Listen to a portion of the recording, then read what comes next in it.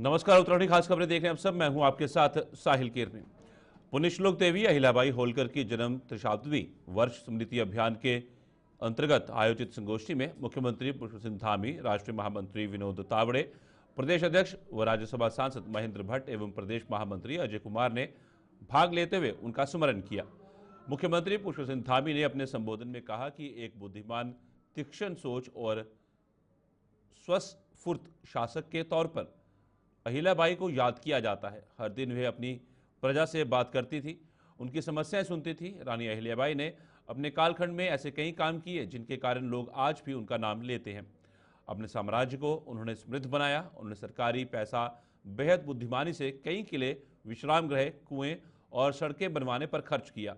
उनके राज्य में जाति भेद को कोई मान्यता नहीं थी। वह सारी प्रजा समान रूप से आदर ही हकदार थी। त्याग, सेवा और समर्पण की प्रतिमूर्ति परम पूज्य लोकमाता अहिल्याबाई होलकर जी को मैं कोटि कोटि नमन करता हूं। साथियों, भारत की गौरवशाली इतिहास, वीरता, त्याग और बलिदान की अद्भुत गाथाओं से हमारा इतिहास भरा पड़ा है। इस पावन भूमि पर भी समय समय पर अनेक ऐसे राष्ट्रनायक, राष्ट्रनायिकाओं ने जन्म लिया है जिन्होंने अपने शौर्य और पराक्रम से मातृभूमि की रक्षा के लिए अतुलनीय कार्य किया है, जिसके बारे में बहुत विस्तार से अभी आदरणीय विनोद तावड़े जी ने बताया।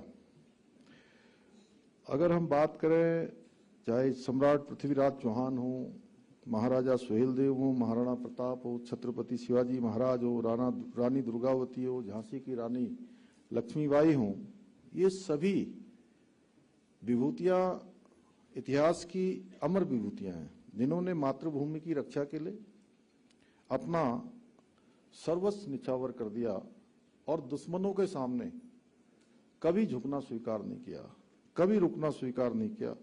और इन्हीं विभूतियों में से एक है लोकमाता महारानी अहिल्याबाई होलकर जी का भी नाम आता है, जिन्होंने करुणा से, सेवा और धर्मनिष्ठा से भारतीय इतिहास में अपना अद्वितीय स्थान बनाया है। वे न केवल मालवा की, यहाँ के बारे में अभी हम सबके सामने आदरणीय विनोद जी ने बताया, वो न केवल मालवा की कुशल शासिका रही, बल्कि भारतीय इतिहास की उन दुर्लभ विभूतियों में से एक थी जिन्होंने शासन को केवल सत्ता का माध्यम नहीं बनाया, बल्कि जनसेवा, न्याय एवं धर्म की पुनर्स्थापना का साधन बनाया। और उनका संपूर्ण जीवन सनातन जीवन मूल्यों और भारतीय संस्कृति की पुनः निष्ठा के लिए समर्पित रहा। और अनेक उन्होंने निर्माण कार्य किए, जैसा आपने बताया, सोमनाथ से लेकर, पुरी से लेकर, और जितने हमारे ज्योतिर्लिंग हैं, और रामेश्वरम, अयोध्या, मथुरा, और हमारी देवभूमि में महेंद्र भट्ट जी ने बताया, गौचर में बद्रीनाथ जी, केदारनाथ जी और हरिद्वार में अनेक मंदिरों और घाटों का पुनर्निर्माण करवाया। साथ ही इन्होंने कई धर्मशालाओं का, कुओं का, रास्तों के निर्माण के साथ साथ जन सेवा के भी अनेक कार्य किए। उन्होंने संपूर्ण भारत में धर्मस्थलों का पुनर्निर्माण कर भारत की जो सांस्कृतिक आत्मा है उसको पुनर्जीवित करने का काम किया।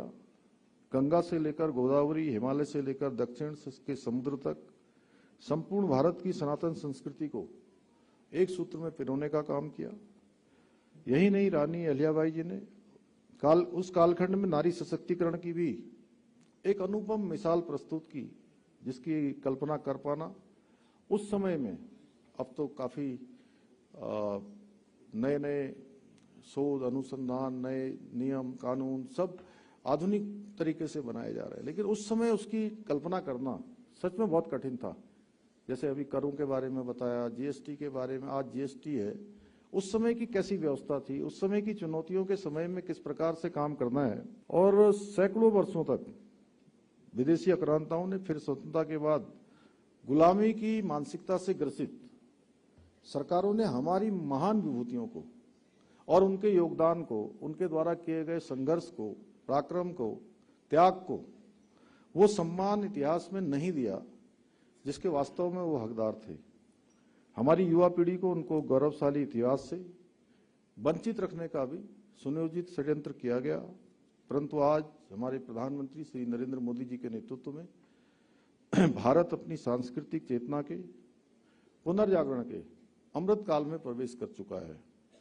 वर्षों तक उपेक्षित रहे हमारे गौरवशाली इतिहास, महान राष्ट्र नायकों के योगदान और सांस्कृतिक विरासत को न केवल आज पुनर्स्थापित किया जा रहा है, बल्कि उन्हें राष्ट्रीय चेतना का आधार भी बनाया जा रहा है।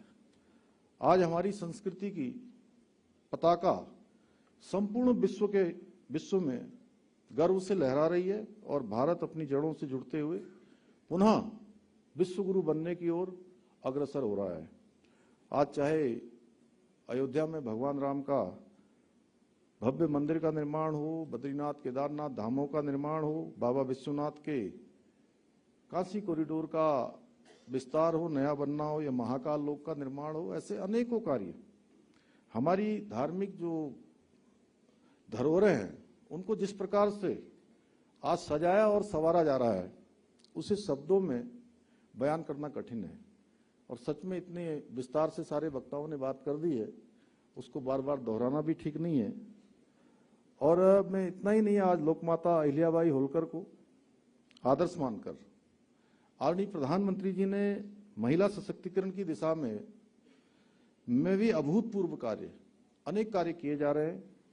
चाहे भारत की संसद विधानसभाओं में 33% के आरक्षण की महिलाओं के लिए मंजूरी देना हो, बेटी बचाओ बेटी पढ़ाओ अभियान चलाना हो, बेटियों की शिक्षा और सुरक्षा को प्राथमिकता देना हो, उज्ज्वला योजना से महिलाओं को चूल्हे के धुएं से मुक्ति दिलाना हो, लखपति दीदी योजना द्वारा महिलाओं को आत्मनिर्भर बनाना हो, या ट्रिपल तलाक जैसी कुप्रथा का अंत करना हो।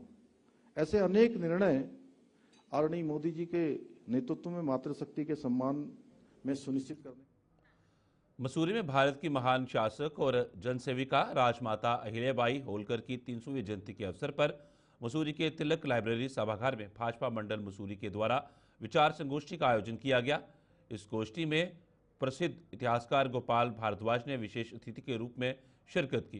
कार्यक्रम में अहिल्याबाई के जीवन, शासन प्रणाली, समाज सुधार कार्यों और उनके ऐतिहासिक योगदान पर विस्तार से चर्चा की गई। कार्यक्रम का आरंभ दीप प्रज्वलन और अहिल्याबाई के चित्र पर माल्यार्पण से हुआ। वक्ताओं ने उन्हें धर्म, न्याय और सेवा की प्रतिमूर्ति बताते हुए उनके जीवन से प्रेरणा लेने का आह्वान किया। प्रसिद्ध इतिहासकार डॉक्टर गोपाल भारद्वाज ने अपने संबोधन में कहा कि अहिल्याबाई होलकर ने न केवल एक कुशल प्रशासक थी, बल्कि उन्होंने भारत की सांस्कृतिक और धार्मिक विरासत को भी संरक्षित किया। उन्होंने काशी विश्वनाथ मंदिर, सोमनाथ और कई अन्य ऐतिहासिक मंदिरों का पुनर्निर्माण करवाया। ऐसे ऐतिहासिक चरित्रों की स्मृति और योगदान को नई पीढ़ी तक पहुंचाना आज की महती आवश्यकता है। गर्व की बात है कि महारानी अहिल्याबाई होलकर का आज 300वां जन्म शताब्दी मनाई जा रही है, 30 शताब्दी मनाई जा रही है। और सबसे पहले सर्वप्रथम है मसूरी वासियों को, जितने मसूरी में रहते हैं, स्थानीय हैं या जो टूरिस्ट हैं, सबको बधाई देता हूँ इस अवसर पर। और ये बहुत ही हमारे लिए गर्व की बात है। और ये अच्छा हुआ कि 300 वर्ष पूरे होने पर मसूरी में उनके लिए, उनकी यादगार के लिए प्रोग्राम हुए और बैठकें हुई है और कई विभिन्न प्रकार की क्रियाएं जैसे चित्रकला और ब्लड डोनेशन, इस तरह के कई कार्यक्रम किए जाएंगे। ये बहुत अच्छी बात है। तो आपने जैसे पूछा मसूरी से उनका क्या संबंध है, आप जानते हैं मसूरी उनका इंदौर में इनका शासन था, होलकर परिवार का, इनकी राजधानी इंदौर थी। तो वहाँ से आज़ादी से पहले, स्वतंत्रता से पहले कई राजे महाराजे मसूरी में आते थे। तो उसी सिलसिले में महाराजा जसवंत राव होलकर और तुकोजी राव होलकर और उनकी महारानियाँ और उनके एडीसी प्रधानमंत्री सब मसूरी आए। और हमारे मेरे फादर जो ज्योतिषी थे, उनसे उन्होंने अपनी जन्म कुंडली बनाई, अपना भविष्य देखा। मेरे फादर फेस रीडिंग किया करते थे और फेस रीडिंग में उन्होंने जो जो देखा उनके बारे में बताया। कई भविष्यवाणियाँ बिल्कुल सही हुई। इवन मेरे फादर ने तो क्वीन एलिजाबेथ की भी जन्मपत्री बनाई थी और उन्होंने अभी 2-3 साल पहले उनको धन्यवाद, मेरे को धन्यवाद लेटर भी भेजा था विंडसर कासल से, उनकी मृत्यु से पहले। तो मसूरी का मैंने यही कहा कि अहिल्याबाई से उनका संबंध ये है कि मैंने आज भी उनके जो इनके जसवंत राव होलकर और तुकोजी राव होलकर और जो उनकी और महारानियाँ थी, उनकी राजकुमारी थी, सबकी जन्मपत्री संभाल के रखी है। और मैं चाहता हूँ कि इसको भी, जैसे मसूरी के लिए एक पहले प्रस्तावित था कि मसूरी में एक म्यूज़ियम या संग्रहालय बनाया जाएगा, उसी में मसूरी से इतिहास से संबंधित इसको भी इतिहास में रखा जाए और शीघ्र अतिशीघ्र इनको संचय करने के लिए, इनको संग्रहित करने के लिए, इनकी आने वाली जनरेशन के लिए एक स्थापना की जाए। देखिए, महारानी अहिल्याबाई होलकर जी, जिन्हें आज पुण्य श्लोक अहिल्याबाई होलकर जी के नाम से जाना जा रहा है, हमारे लिए बहुत ही गर्व का विषय है कि भारतीय जनता पार्टी द्वारा 300वीं जयंती के उपलक्ष्य में, अहिल्याबाई होलकर जी की 300वीं जयंती के उपलक्ष्य में सारे कार्यक्रम किए जा रहे हैं। ये कार्यक्रम जो हैं 10 दिवसीय कार्यक्रम है, जो पूरे भारतवर्ष में, पूरे उत्तराखंड प्रदेश में हर मंडल में मनाए जा रहे हैं। मध्य प्रदेश में ये कार्यक्रम पिछले 9 महीने से चल रहे हैं और अहिल्याबाई होलकर जी का पूरा जीवन जो है एक प्रेरणा स्रोत है। कहीं ना कहीं 300 वर्ष पूर्व जो उन्होंने कुर्बानी करी, जो उन्होंने अपने कर्तव्य पालन के लिए, न्याय के लिए, गरीबों के लिए, महिला सशक्तिकरण के लिए, युवाओं के उत्थान के लिए जो कार्य करे, वो सराहनीय है। आज हम सच्ची श्रद्धांजलि देते हुए यही प्रार्थना करते हैं कि हमारी अहिल्याबाई होलकर जी की जीवनी हर बालिका पढ़े, हर महिला पढ़े और हक की लड़ाई लड़ते हुए देश को उत्थान की ओर ले जाए। हमारी अहिल्याबाई होलकर जी ने जगह जगह प्याऊ बनवाए, जगह जगह बावड़ी बनवाई, धर्मशालाएं बनाई, जहाँ गरीब लोग थे उनके लिए, गरीबों के लिए रैन बसेरे बनवाए और पूरे भारतवर्ष में ज्योतिर्लिंग की स्थापना काशी विश्वनाथ में सबसे पहले करते हुए सोमनाथ में सुचारू रूप से पुनः निर्माण कराया ज्योतिर्लिंग का, पूरे मंदिर का। और जहाँ जहाँ अंग्रेजों ने मंदिर तोड़े थे, वहाँ वहाँ अहिल्याबाई होलकर जी ने जाकर मंदिरों की स्थापना करी, चाहे वो बद्रीनाथ जी की तरफ हो, चाहे वो केदारनाथ जी के कुछ छोटे मंदिर, बड़े मंदिर हों, चाहे वो ऋषिकेश, हरिद्वार हो, चाहे पूरे भारतवर्ष में घूम घूम कर मंदिरों का स्थापना करी। और 30 वर्षों के अपने कार्यकाल में उन्होंने हर गरीब के लिए न्याय की बात करी और महिलाओं के उत्थान की बात करते हुए विधवा महिलाओं तक को हक दिलाने की बात करी। मुख्य सचिव आनंद वर्धन की अध्यक्षता में जीएमएस रोड स्थित उत्तराखंड जल विद्युत निगम के सभागार में ऊर्जा विभाग की समीक्षा बैठक आयोजित की गई। बैठक में यूजीवीएनएल, पिटकुल और यूपीसीएल के तीनों कॉरपोरेशन के गतिमान कार्यों, उनकी वर्तमान स्थिति, उनकी प्रगति, भविष्य की रणनीतियों तथा लोगों को स्वच्छ, सुलभ और विश्वसनीय ऊर्जा उपलब्धता सुनिश्चित करने के संबंध में व्यापक विचार विमर्श किया गया।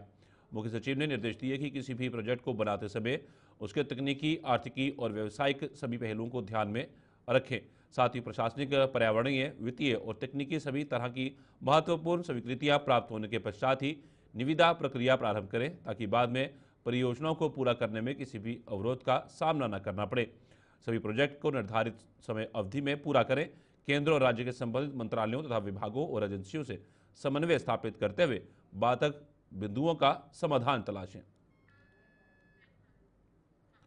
अंकित भंडारी हत्याकांड को लेकर आज कोर्ट से आए फैसले के बाद जगह जगह से प्रतिक्रियाएं सामने आई।